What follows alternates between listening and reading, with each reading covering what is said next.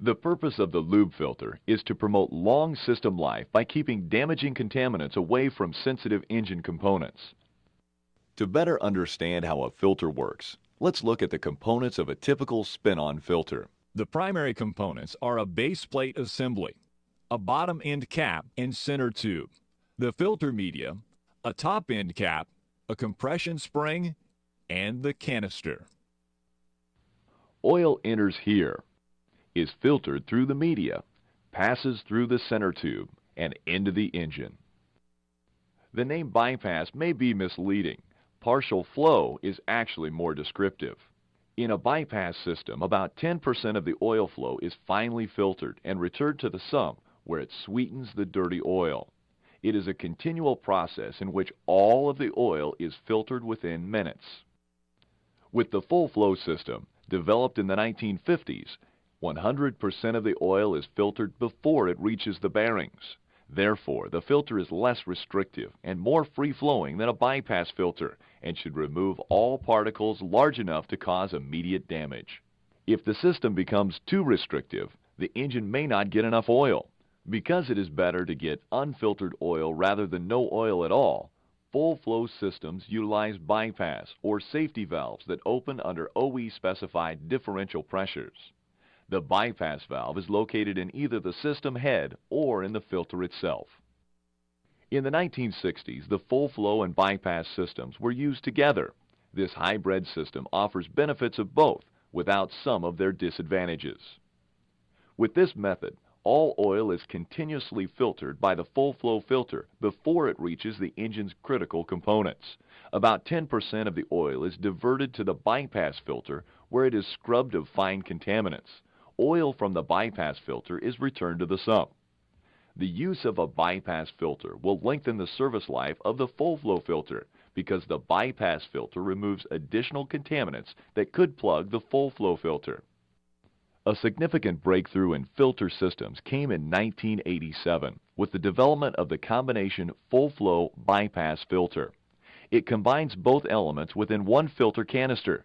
It is easier to service than two individual filters and results in lower maintenance costs. Remember though, with the combination filter, there's usually less oil in the system and some decrease in contaminant capacity, which lessens the margin of safety.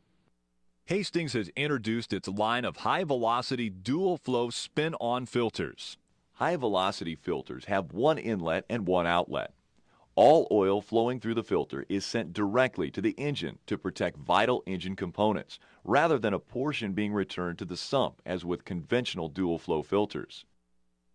When selecting a filter, it is important to note and understand performance ratings.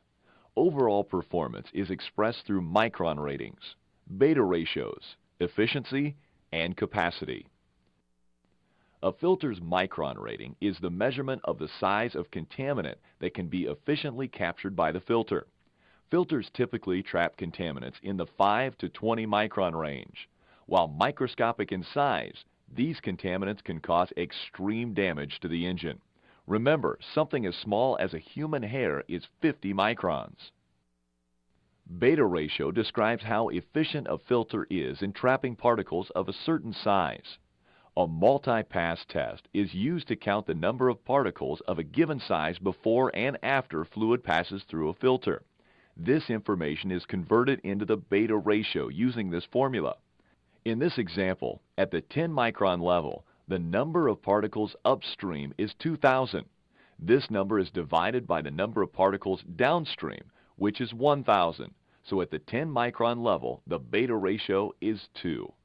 Efficiency is then calculated by taking the beta ratio minus 1 divided by the beta ratio. This number is multiplied times 100. In this example, the efficiency is 50%. This is a nominal efficiency rating. Efficiency is largely determined by the filter media. Media that is more restrictive will filter out more and smaller particles, thus giving the filter higher efficiency. That same restrictive media, however, will lower the filter's capacity.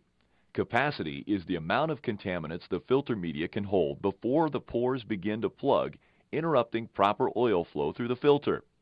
Highly restrictive media that increases efficiency allows less oil flow and, as a result, decreases capacity.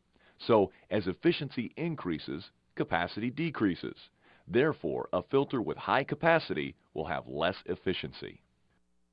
Because of this, filters must be capable of removing the damaging particles while still allowing for proper oil flow. Understanding the correlation between capacity and efficiency is important when selecting the proper filter. A high efficiency rating with low capacity could result in frequent change intervals. On the other hand, high capacity with low efficiency may lead to engine failure because less of the damaging contaminants are captured. Often a middle ground between efficiency and capacity is the best place to be. When comparing like products from different filter manufacturers, request comparative test results from standardized tests.